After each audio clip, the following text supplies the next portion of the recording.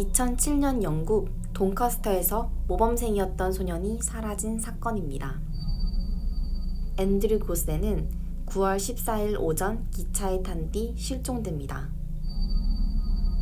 마지막 모습은 런던 킹스크로스역의 CCTV에 찍힌 것이 마지막입니다. 그 이후로 그는 감쪽같이 사라집니다. 그 어떤 CCTV에도 찍히지 않았으며 목격된 바가 없습니다. 앤드류의 부모는 둘 다 영국 성공의 기독교 신자이지만 자녀들에게 종교를 강요하진 않았다고 합니다.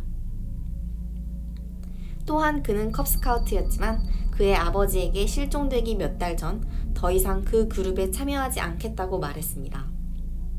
앤드류의 가족들은 앤드류가 집에 있는 것을 좋아하는 경향이 강했다고 이야기했습니다. 또한 친구들이 몇 명 있었지만 학교 밖에서 어울리지는 않았습니다. 괴롭힘을 당했다는 징후도 없었습니다.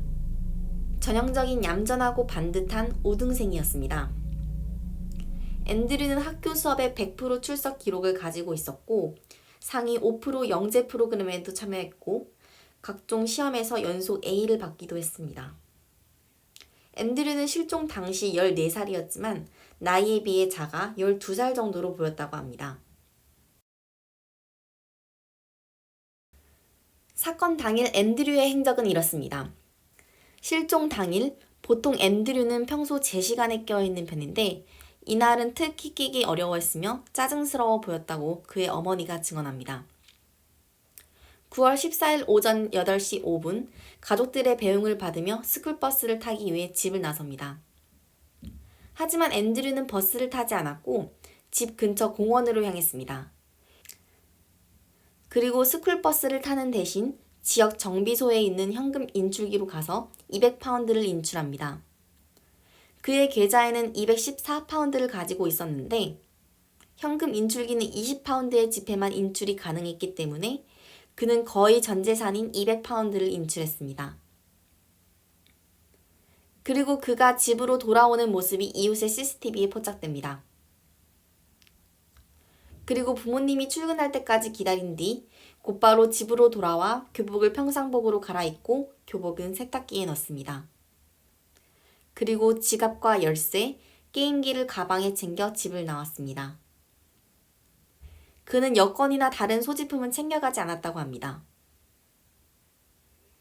8시 30분, 앤드류는 집에서 나와 돈캐스터 기차역으로 이동합니다. 단 1달러만 더 내면 왕복권을 구매할 수 있지만 그는 편도 티켓을 구매했습니다. 볼일을 보고 돌아올 예정이라면 왕복표를 구매하는 것이 일반적이지만 편도표를 구매한 것으로 보아 아예 처음부터 돌아올 생각이 없었거나 돌아오더라도 상당한 시간이 지난 후 돌아오려는 계획이었음을 추정할 수 있습니다. 따라서 그의 행적은 계획된 일이라 볼 수 있습니다. 오전 9시 35분 런던행 기차가 출발합니다. 옆자리 승객의 목격담에 의하면 기차에서 목격된 소년은 게임을 하고 있었습니다. 오전 11시 20분 런던 킹스크로스역 CCTV에 앤드류의 모습이 마지막으로 촬영됩니다.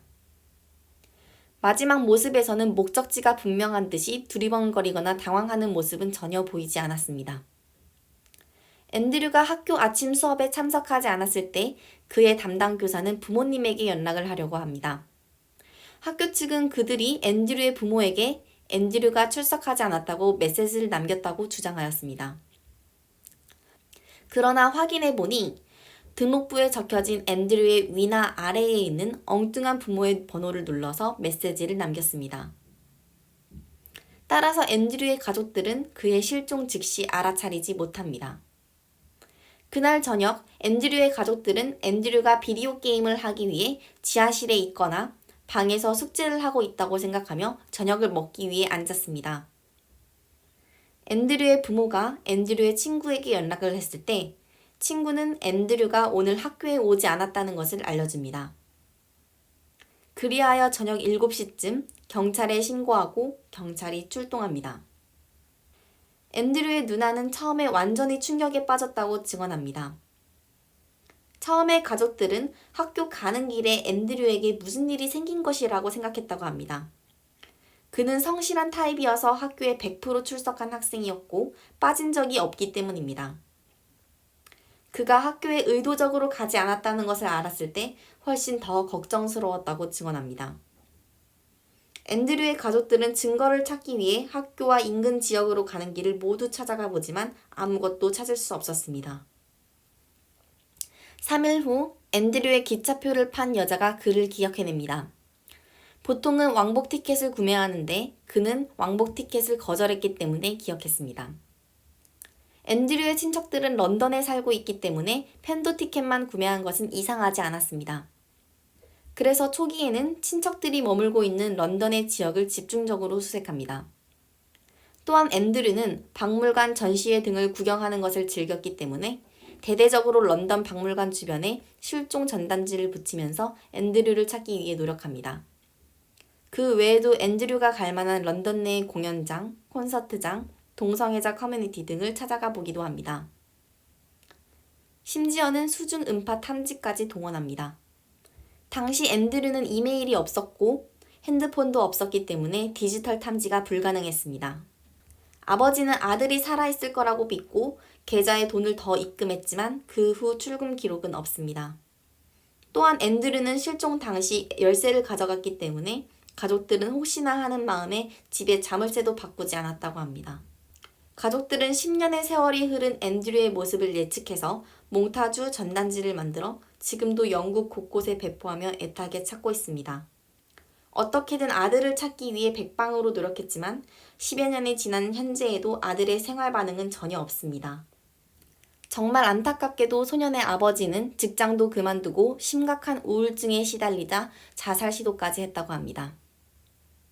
레딧의 한 이용자는 이 사건에 대해 학업의 압박에 적응하지 못하던 참에 우연히 인터넷으로 새 출발을 돕겠다는 사람을 만났고 그 꼬드김에 빠져 런던까지 순진하게 따라갔다가 큰일을 당한 것은 아닌가 하는 가설을 내놓기도 했습니다. 그가 만일 현재까지도 살아있다면 만 27세입니다. 그의 가족들이 그를 애타게 찾는 만큼 하루빨리 돌아올 수 있기를 기원합니다.